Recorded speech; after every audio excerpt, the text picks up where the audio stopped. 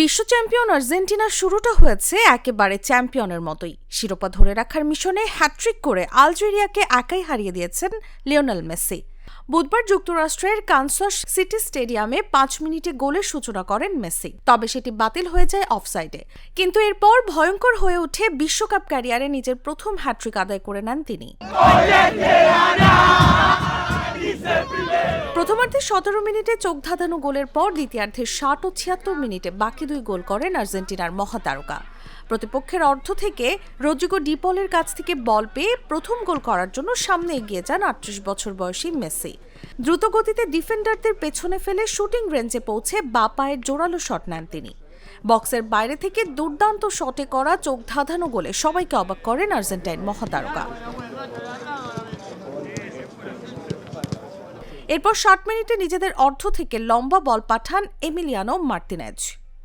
বলটি গিয়ে পৌঁছায় অ্যালেক্সিস ম্যাক অ্যালিস্টারের কাছে, যিনি বক্সের বাইরে থেকে নিচু শট নেন।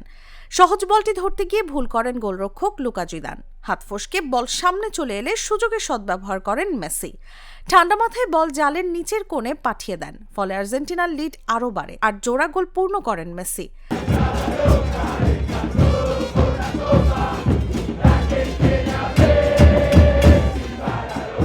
76 মিনিটে আক্রমণের সূচনা করেন মেসি নিজেই। বাম প্রান্তে থাকা নিকোলাস গঞ্জালেসকে বল দিয়ে দ্রুত বক্সের কিনারায় চলে যান তিনি। গঞ্জালেজের কাছ থেকে বল ফেরত পেয়ে এক টাচে নিয়ন্ত্রণ নেন মেসি। এরপর নিখুঁত ফিনিশে বল জড়িয়ে দেন জালের বাঁ দিকের নিচের কোণে।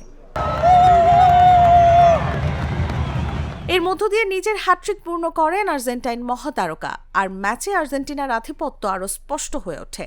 শেষ পর্যন্ত মেসির দাপুটে পারফরম্যান্সে বিশ্বকাপে নিজেদের প্রথম ম্যাচে 3-0 গোলে জিতে মাঠ ছেড়েছে আর্জেন্টিনা। বিশ্ব চ্যাম্পিয়নদের পরের ম্যাচ আগামী 22 জুন অস্ট্রিয়ার বিপক্ষে। নিউজ ডেস্ক, জাগো নিউজ।